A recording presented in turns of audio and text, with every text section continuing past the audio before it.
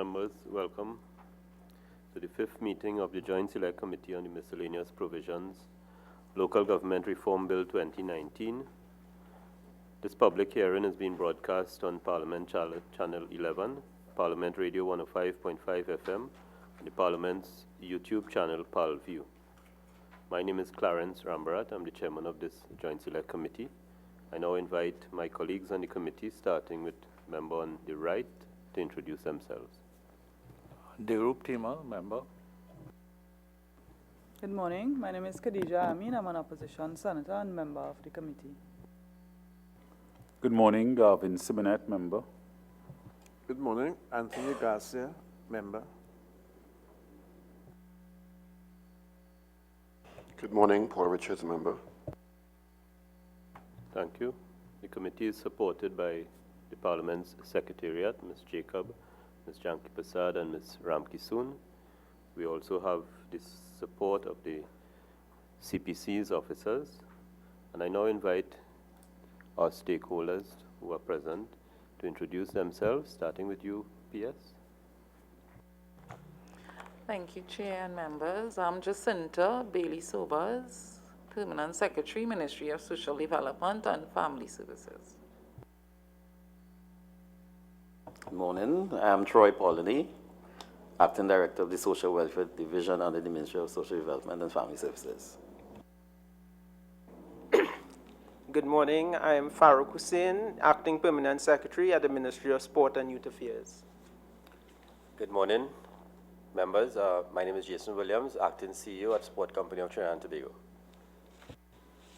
Good morning, members. Angela Edwards, Permanent Secretary, Community Development, Culture and the Arts. Good morning all. Susan Corbett, Director, Community Development under the Ministry of Community Development, Culture and the Arts. Good morning. Kevin Swan, Director, Legal Services, Ministry of Community Development, Culture and the Arts.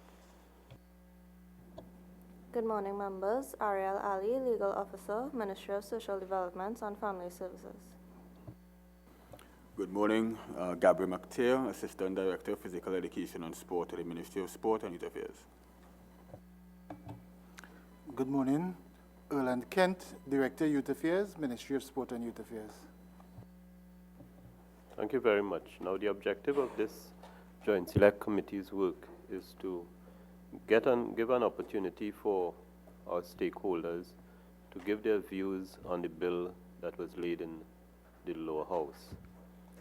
Now, we understand that the bill proposes, among other things, to establish divisions in each municipality with specific responsibilities, and the responsibilities include responsibility for sport, responsibility for some elements of social welfare in the particular geographic area, and also responsibility for community development, culture, the creative arts. So we have in the bill a proposal for divisions to have specific responsibility. The committee is most interested in understanding, one,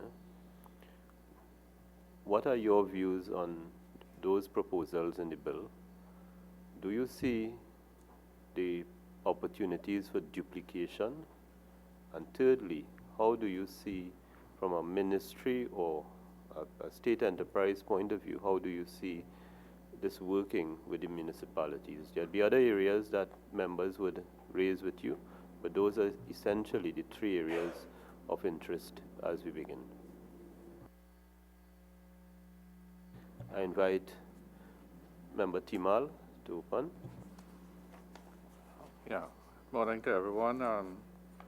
Item proposed clause 35D, which starts on page 20 of the proposed bill.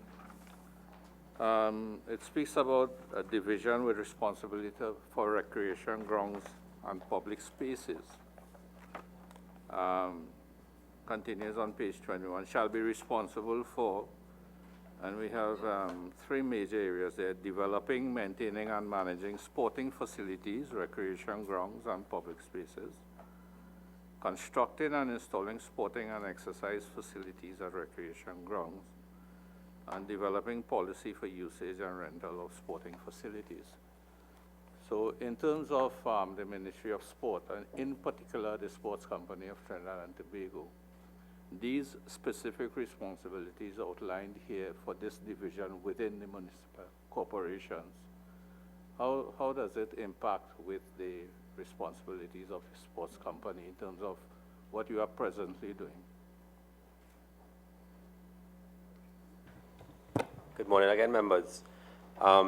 In terms of these three issues that we have here, and in terms of how it interacts with Sport TT and what we currently do, we believe that the facilities in general should be or could be ranked.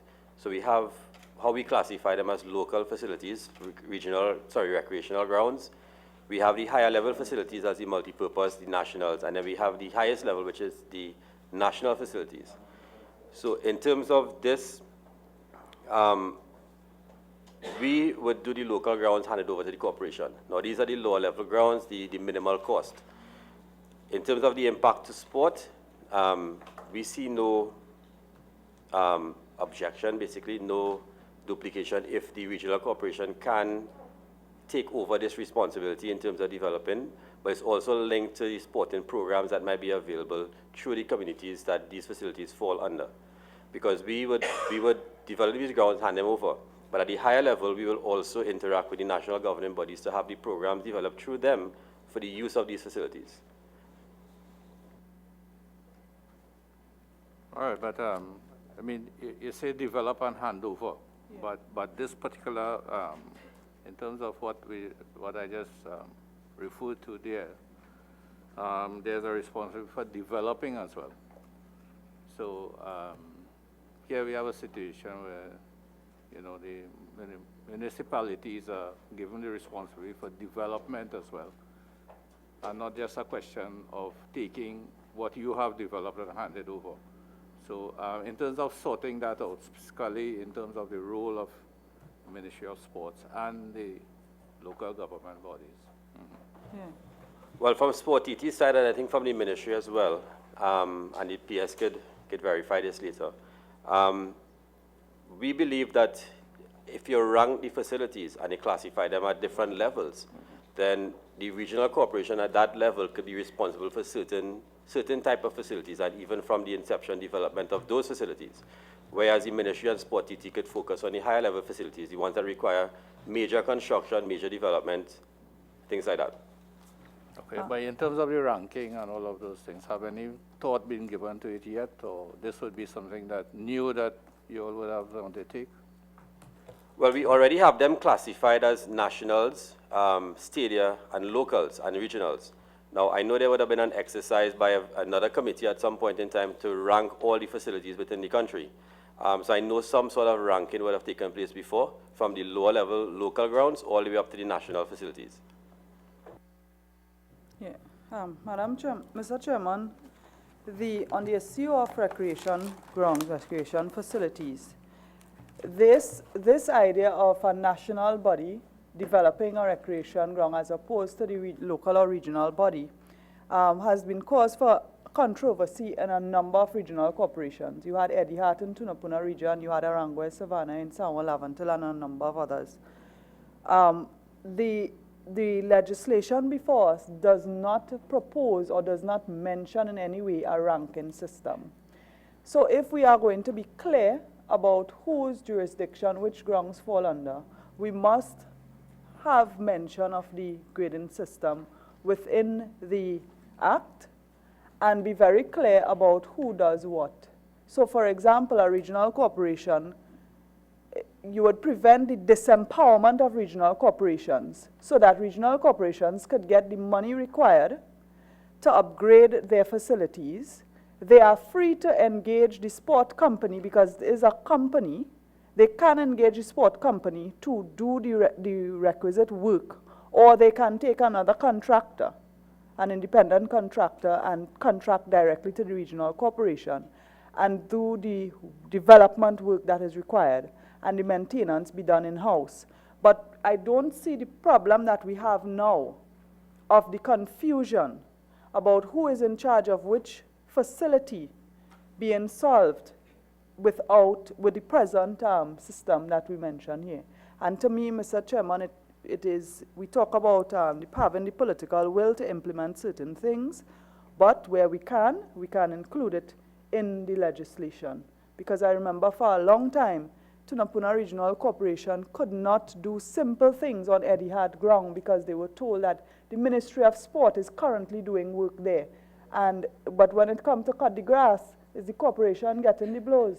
When it comes to picking up the garbage, is the corporation getting the blows? So to prevent the local government bodies from getting the abuse from the public, or to ensure that they give the requisite service, can we have sight from you of that grading system, that proposed grading system, so it could be considered to be included in the legislation? Member Richards. Thank you, Chairman, through you. Good morning. Good afternoon, everyone. And to, again, Mr. Williams, in terms of the grading system to which you referred, has the grading system been done with particular objectives in terms of not only grading the sizes and resources of these sporting facilities and recreation grounds, but also the objectives and the remits as reconciled for national use as opposed to community use? Because, as we would imagine, stadia, local or regional, in the present context, without a clear understanding of what the national sports vision or policy is, it may not be reconcilable as easily in terms of objectives with that ranking that you referenced. So is it done in relation to, in the context of a national sport policy? And has that been reconciled with community sport and its role in that policy, from stadia to regional to smaller sporting facility, and who maintains those from stadia to regional to local and smaller recreational grounds? Good afternoon again.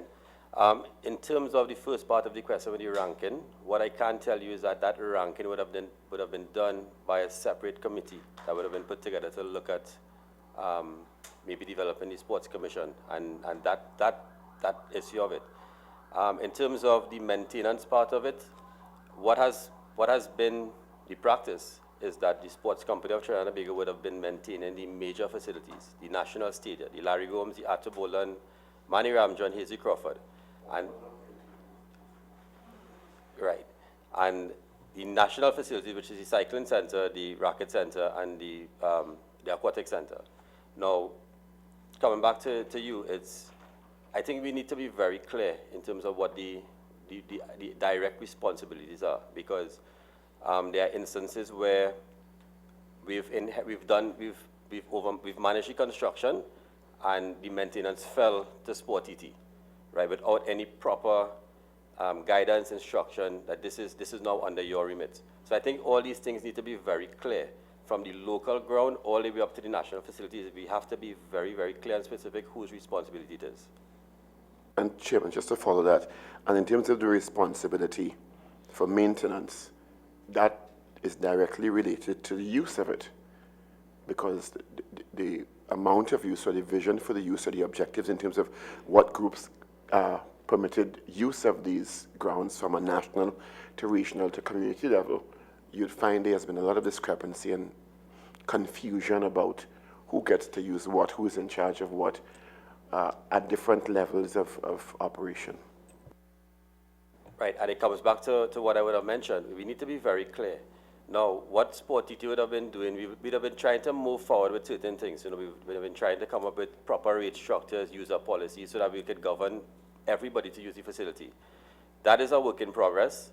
To start with, I believe we need to have to be very clear. What is your role? What is your responsibility? What you can and cannot do.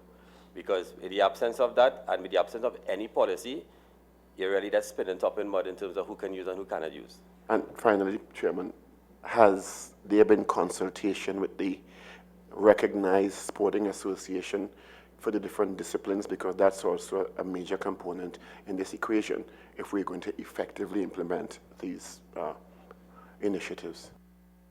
Yes, moving forward, we are consulting the different NGBs. We We've done one for swimming to come up with a draft rate structure. We've had meetings back and forth with the association to get their feedback, what their thoughts on the rates might be, how to use, how to go forward. We're going to do the same thing with each of the different facilities and the major stakeholders. We're planning some work at the Hasty Crawford, the Jean Pier. We're going to be leveraging all these stakeholders there. It's going to be open consultation. Member Rambachan. Thank you. Mr. Williams, do you have any relationship now with the regional corporations in terms of the development of the community grounds? I'm concerned about the community grounds. I'm very clear who's going to maintain the Attobolan Stadium and all that, right? Do you have any relationship now with them where you support them financially? Why I'm asking this is in this context. A local government corporation like Chaguanas Borough, as I understand it, gets $1 million to maintain 36 grounds. 36 community grounds. That's $30,000 a year to maintain a pavilion, in some cases, the grounds and what have you, right? And yet, if you take Guaracara, not the Guaracara in Pointe-a-Pierre, the Guaracara up in Whiteland, right? You will find there St. John's Street in Avocat, Endeavour in Off-Price Mart. You have some of the biggest competitions going on in terms of 2020 cricket and what have you. And I want to find out what it is that you do as a sports company now to support them, to develop the facilities there and so on, because you cannot talk about youth at risk and ignore what some of these communities are in fact trying to do. And I'm talking about a competition like in Guaracara where there are between 16 and 20 teams, and in the others also. What it is that the sports company is doing and working with the regional corporations to develop these grounds, because frankly, I have not seen any development on the pavilions, I have not seen any development on the grounds and what have you. Or is the sports company, is it that the sports company does not have a relationship with that kind of activity? The relationship is very minimal with that type of activity. The only vote that we have that we could go in and do upgrades to corporation grounds is the 141.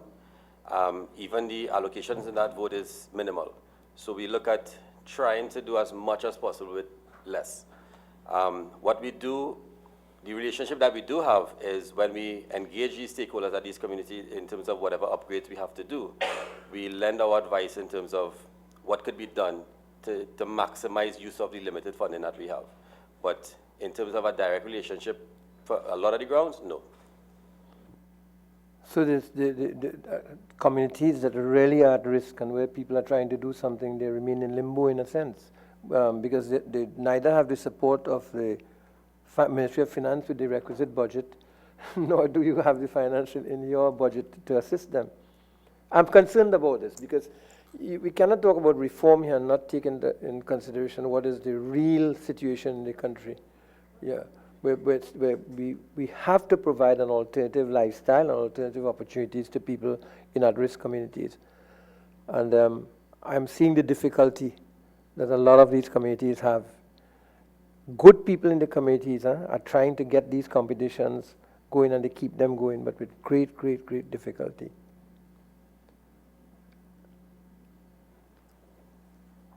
P.S. Edwards, from the point of view of Ministry of Community Development, Culture and the Creative Arts, what are the views of the ministry on this bill? Good morning again, everyone. Chair, I think in the views of the ministry could fall into four main categories. The ministry is responsible for community development, culture, and the arts. So as it is proposed in this bill, there is a concern regarding the proposed roles and functions of the corporation in relation to the current existing roles and functions of the Community Development Division. There's of duplication, mandate, use of resources, etc. Because the officers of the Community Development Division, Chair, they actually operate within the community. There's a head office, but there are also 9 district offices throughout the country, and these officers interact on a daily basis with community groups within their specific region. So that's one primary concern. The second one is the whole transitioning of the roles, the functions, the mandate, the resources of the Community Development Division to the corporation. How will this actually be implemented? What will be the implications to the ministry and to the Community Development Division for the transitioning of the mandate, the purpose of which they were set up to do? What will be the implications to the Community Development Division as this is rolled out to the corporation? The third area, which is a one of particular concern, currently the Community Development Division is responsible for implementation of national policy. They provide a strategic direction for community development activities, sustainable community development activities in the country. If this is devolved and there are corporations and committees, divisions implementing it, what then is the role of the ministry in ensuring that this national policy is implemented, the projects at the community level are aligned to a national development strategy in terms of community development? And who is there, which agency, which body will have that oversight for monitoring and evaluation of the impact of the sustainable community development policy, which has reached an advanced stage in the ministry. But there's that need, and there will be that need to tie everything together to ensure that alignment at the national level for sustainable community development. And the fourth area, Chair, actually, sorry, there are two more. There is mention in the bill of just one in one area, and I could have missed it, but promoting local cultural community events, which is in 35H on page 26. Culture is also the responsibility of the Ministry of Community Development, Culture and the Arts. But the bill here speaks about local cultural community events. So is it that the focus will only be on local cultural events? And if so, then what will be the relationship between the divisions, the corporation, implementing local cultural community events, and the Division of Culture, which is also, like I said before, responsible for national cultural development? And so there's that need to have an explanation of the fit. And the fifth point, which the director just brought to my attention, all of the activities of the Community Development Division are linked to the over 250 community facilities spread across the country, community centers, civic centers, and regional complexes. That responsibility now falls to the ministry in terms of maintenance, staffing, etc., even the policy that governs the operations of these community facilities. What then will be the role of the corporation vis-a-vis the ministry in terms of maintenance, upkeep, etc., of these facilities? Where will that now lie? I think those are some of the key issues that the ministry needs to consider. My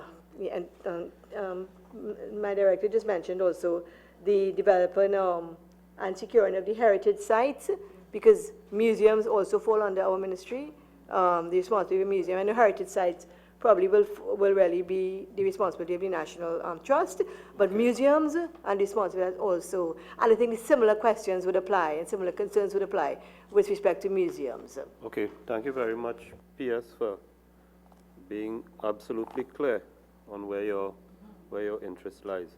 Now, the particular section of the bill, 35H, which creates this division, deals with community development and social services.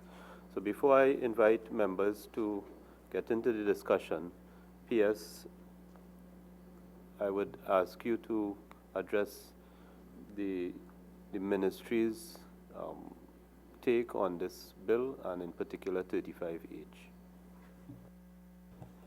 Thank you, Chair. I'll begin by saying most of our concerns were expressed by PS Community Development in terms of how the transition will be done, the roles and responsibilities of the ministry vis-a-vis the divisions that will be created in the corporations.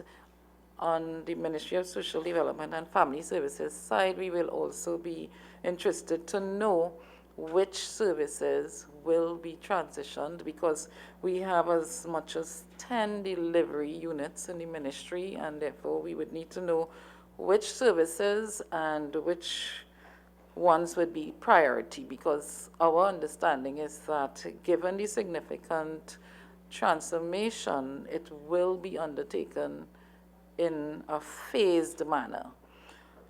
We also have some concerns with respect to the legislative issues and whether, there was a comprehensive review with respect to the legislation that speaks to our grants. So that will be the Senior Citizens Pension Act and the Public Assistance Act. It's important that the review be done in tandem with the bill so that what is intended, we will agree that the bill is adequate in terms of the transition to the corporations. In our discussions too, we have reviewed the bill in its current state, and we have asked some questions concerning positions such as the Director of Social Services and how that position would relate to our current Director of Social Welfare, who is here with us this morning and would also contribute, I would imagine, as we go along. We also noted that most of the staff in that particular division, which is a major division treating with the grants we perceive will go into the corporations, that there will be some HR and IR issues that we will have to address, as we look at a transition. The systems and processes also will have to be clearly identified and reviewed. We are in transformation mode in the Ministry of Social Development and Family Services, so that we are looking at our processes and we are changing the way that we do the work that we do, and as such, we will have to ensure that the corporations have the adequate resources and systems in place in order for the transition to succeed. So these were some of the major areas which we looked at. There were some areas we recognized, for example, that social services was not mentioned at all in, I think, Schedule 13, I think it is, although the intention is to transfer a number of social services. So probably that was just an omission, and we were bringing it before the committee this morning. And we also wanted to make a plug for the importance of a change management plan for the entire process that would identify the risks given the vulnerability of the clients that the ministry actually deals with, and the services that are envisioned for transitioning. So these are some of the important areas that we wanted to bring before the committee. Before I open the floor to the members, I just want to say that I appreciate that from both PSs there is need for clarity, particularly on the issue of who is doing what going forward. But I just want to also say that 35 HD in relation to, you've made a point about the legislative issues relating to senior citizens, grants and things under the Pension Act. Now, D is very clear that the division will assist the implementation of central government social policies and programs, so that there's nothing here which indicates that the policy development and the administration of what currently exists will devolve to municipalities. The point was made in the lead up to the bill that in the administration, particularly where you have local government councillors who are able to identify people with particular needs and may be best suited to bring them into the social safety net, as opposed to the corporations developing or executing what currently exists. I think it was more on the administrative and the ability to support what currently exists. Now I want to invite Member Richards, followed by Member Ambachan, Member Timal, Member Simonette, and Member Amin to make their contributions. Thank you. So since we have a long list, let me go with all I have to suggest. Thank you, Chairman. It seems that, you know, part of the intention of the bill is to decentralize and increase the remit and responsibility of the municipal corporations and city corporations. But, and I'd like the thoughts on the PSs, Mrs. Edwards, Mrs. Bailey-Subas, and Mr. Hussein, of course, the directors, their respective directors on this.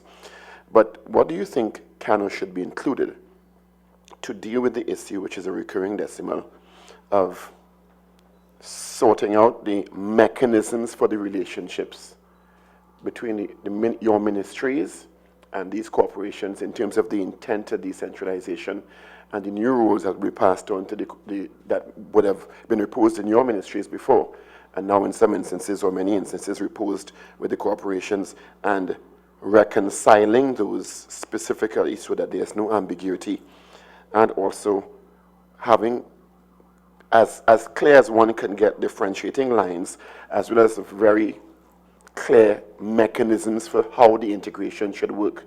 Because while there's a delineation of rules and a decentralization, there is obviously the intention for some specific mechanisms for interaction for this to work. Because although there's a differentiation, it's still one country, and they have to work in an integrated manner. So I don't know who wants to go first.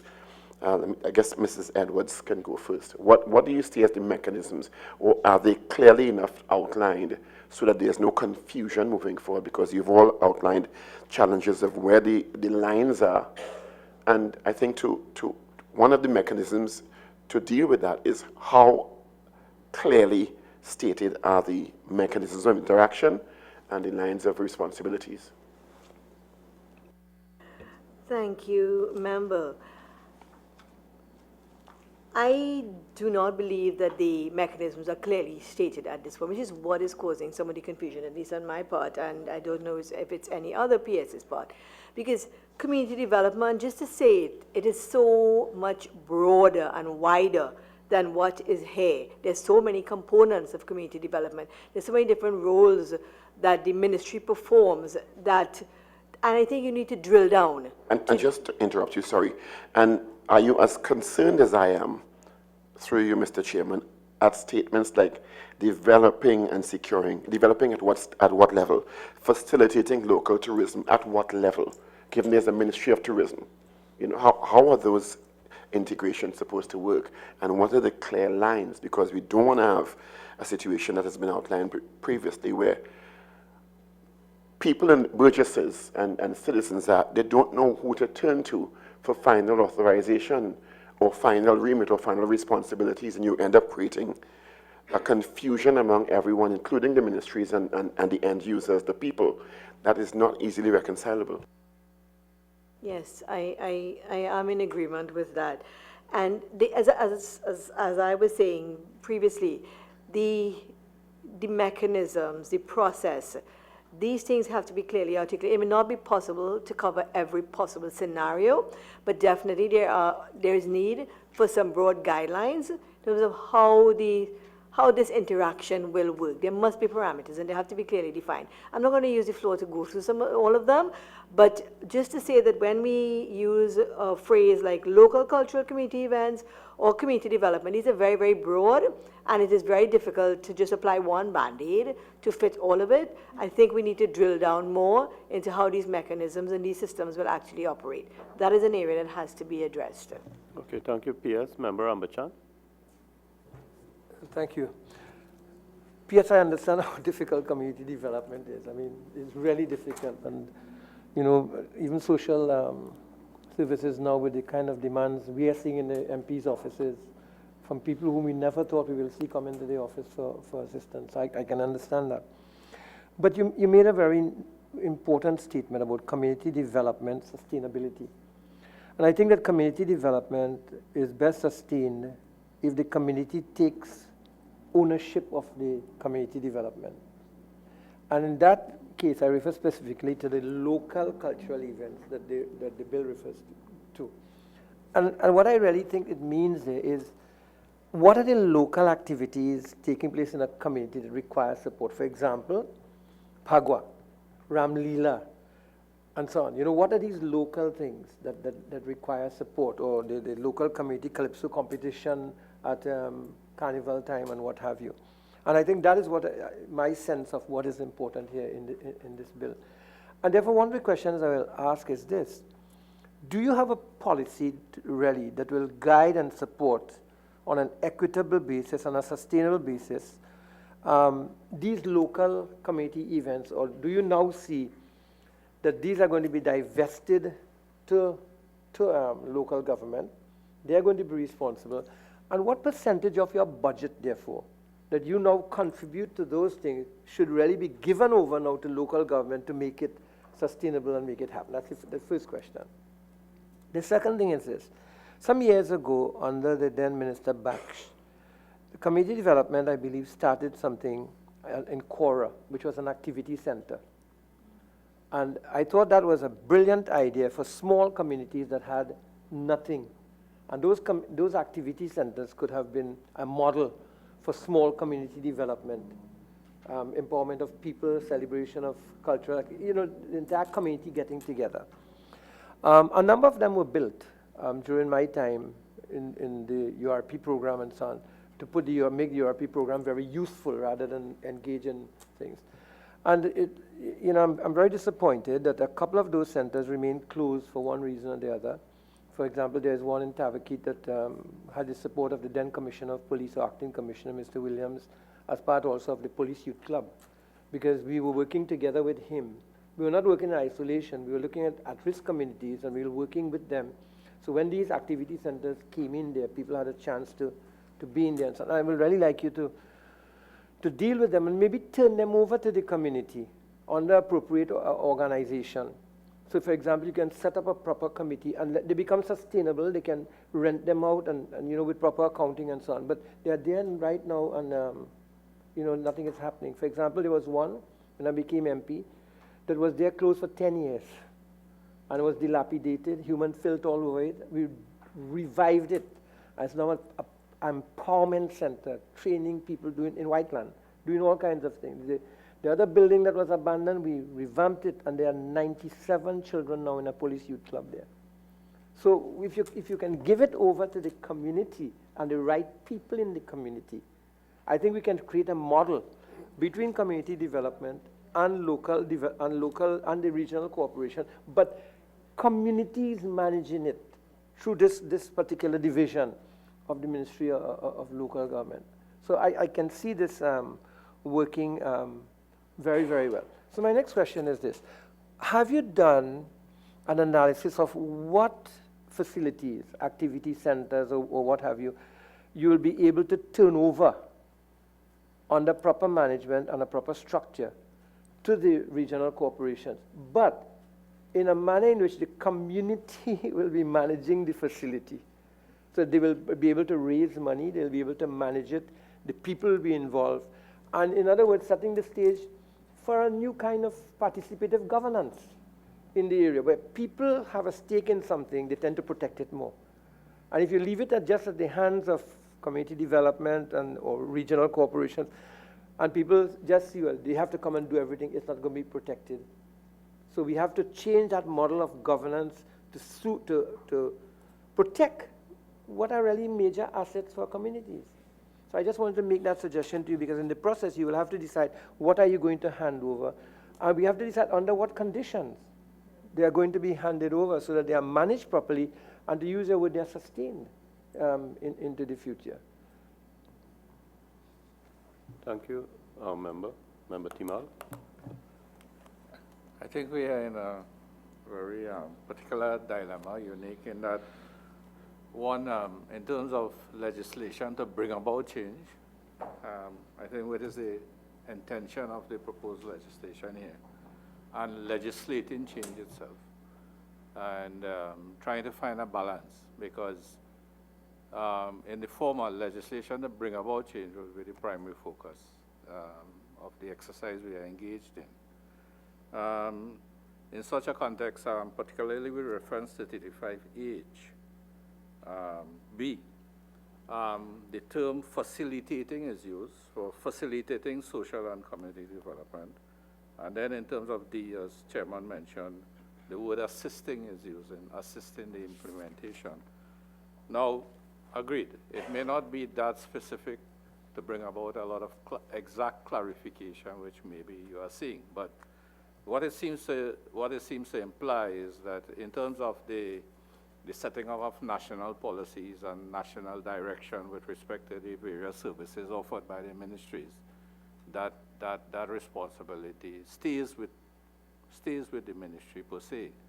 And I think what the committee would appreciate getting from you in the context of what you have presented here, and particularly what is drafted here in the proposed legislation, is your specific views on these brief clauses here. Whether you would recommend expansion of the clauses, in what regard, and that sort of thing, I think we would really appreciate getting that from your respective ministries. Chair, if I may. Yes, yes. I think the intention probably would have been to give some clarity in the documents that will go along with the legislation. So, for example, in the schedules and also in any of the other documents that would usually accompany the legislation, so regulations and so on. So that was our understanding, that there will be some further discussion and the clarity will probably come in terms of exactly what would be the responsibilities in those adjunct documents.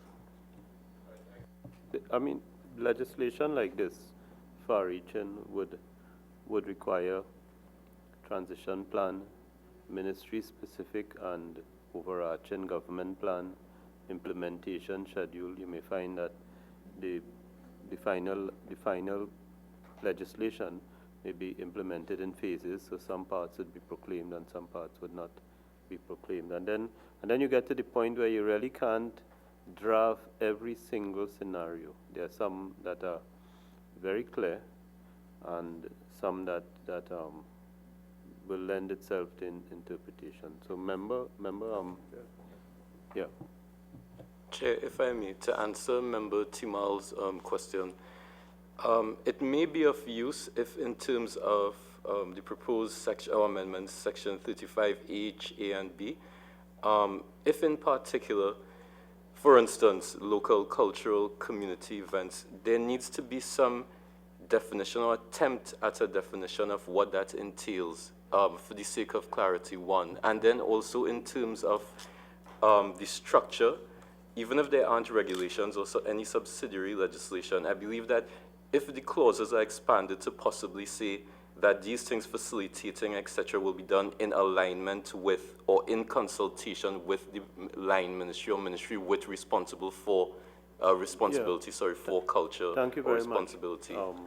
We've taken note of the point because a similar issue was raised when we had Ministry of Health, for example, and you would see in relation to Ministry of Health, there are things that require the specific involvement of either the line ministry, health in this case, or officers of that ministry.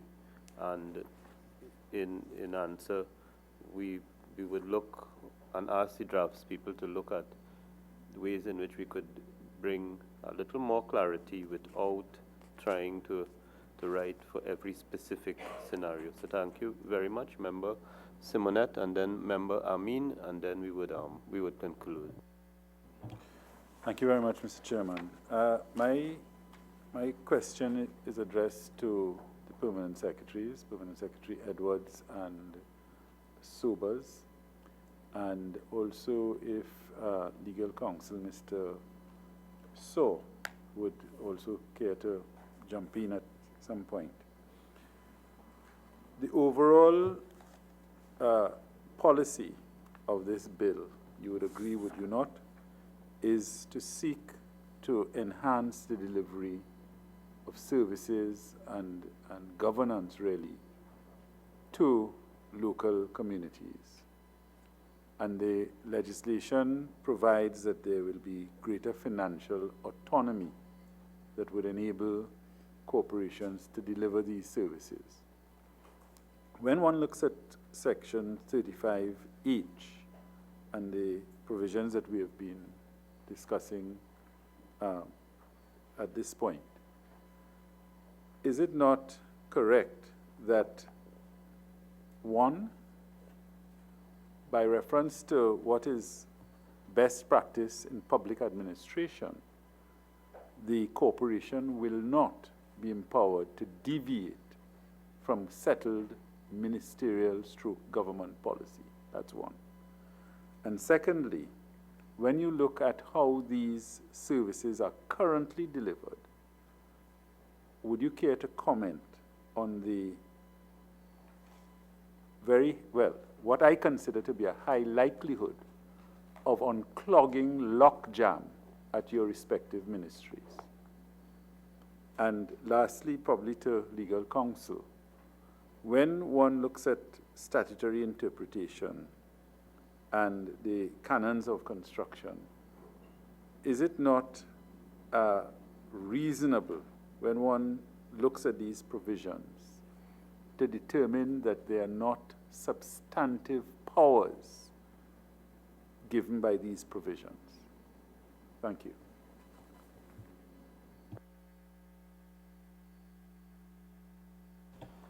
Thank you.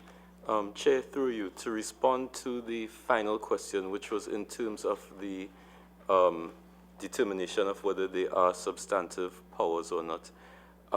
I do agree in terms of your comment, Member Simonet, in terms of the canons of statutory interpretation, that they are not substantive powers that are being granted to these divisions, but also in terms of, for the sake of clarity, and is always crucial or most important in terms of statutory interpretation and legislative drafting. So I believe that before we even get to the point of interpretation, in order to avoid having to interpret the legislation, it should be clear to every reader exactly the delineation, which I believe is what each of the permanent secretaries here was speaking about, so that it would not be necessary to interpret. I think that it should be clear the delineation in terms of the powers between these new divisions as well as the ministries. So I do take your point in terms of interpretation, but I believe that it's better to err on the side of the caution of not even needing to interpret, that it should be so clear to the reader that there is no need to head over to statutory interpretation. That's right. Yeah, well, I mean, well, I alluded to it earlier. It's not just for the purpose of interpretation. It is for the purpose of interpretation, because when P.S. Sobers or P.S. Edwards made the point in her 5 issues, in dealing with the devolution of responsibility, you're really traversing areas of the public service and areas of industrial relations, and you have to be clear. Now, there are policy issues, but in the transition of responsibility, there must be clarity there because of other considerations. So I think we get that, and member, or maybe I could ask Member Amin to ask her question, and then PSs, you could address both the first and second points made by Mr. Simonet, and then Member Amin's point. Thank you, Mr. Chairman. I have 2 points. My first point was made by the person who spoke last, the Director of Legal Services Unit, Mr. Sao,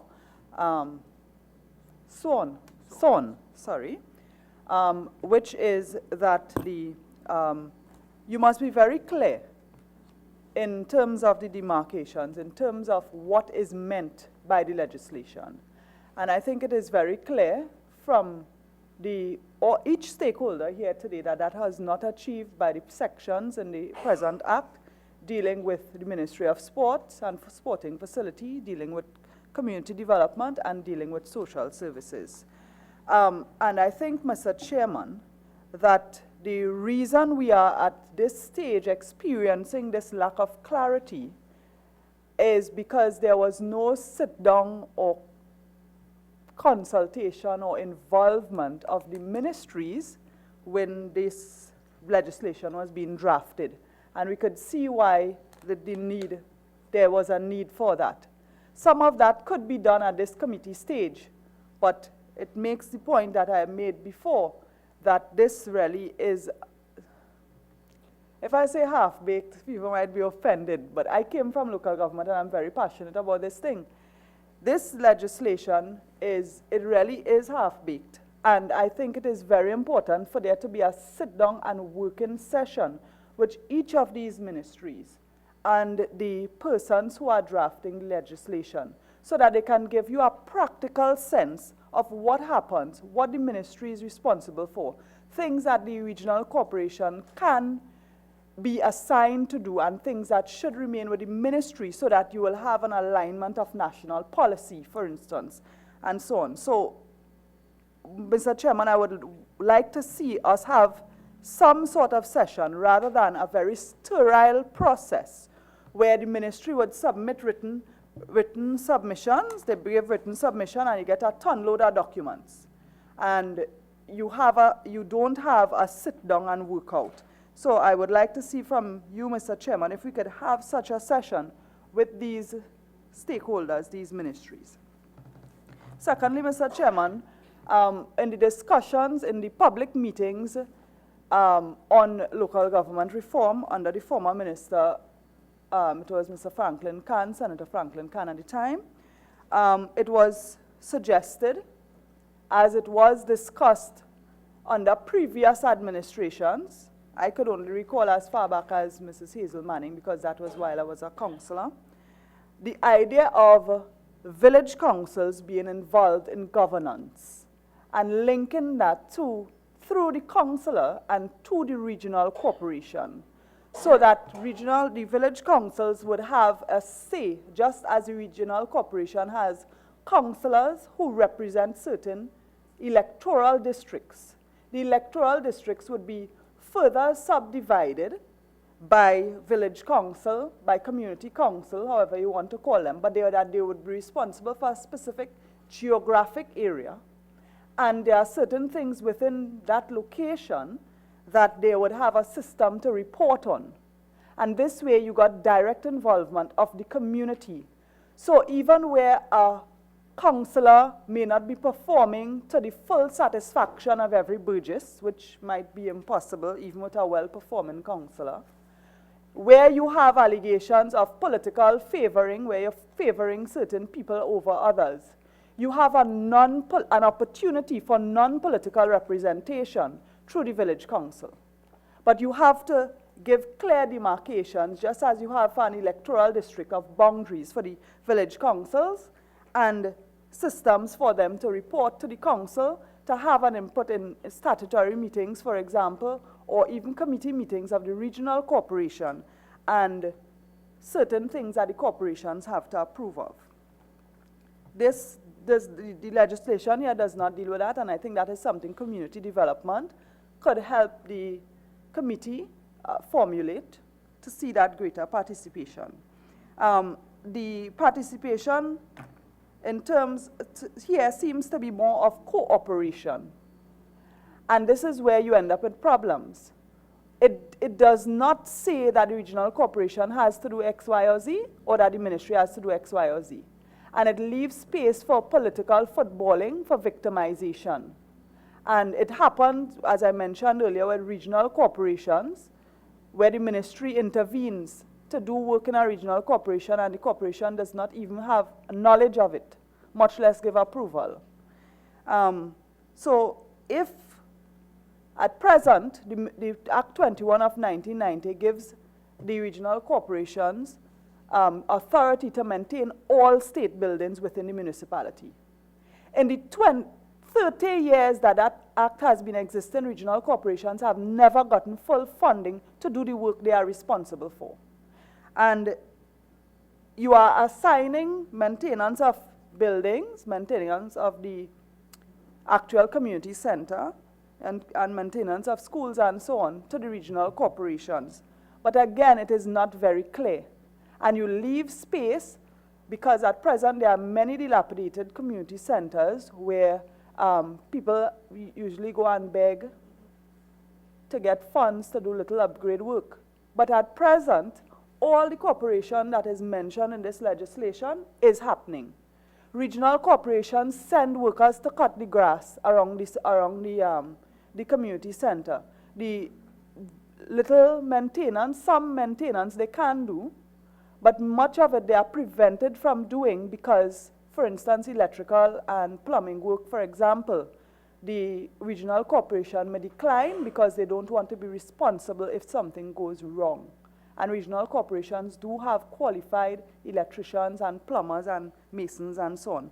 So, Mr. Chairman, in my view, the provisions here are really not substantive, but I would like to see us sit down and work out with the Ministry of Community Development and the Ministry of Social Development.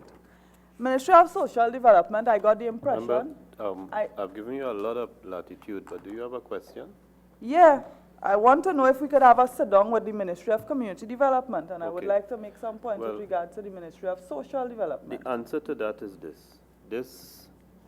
This Joint Select Committee has been put together for the purpose of the bill.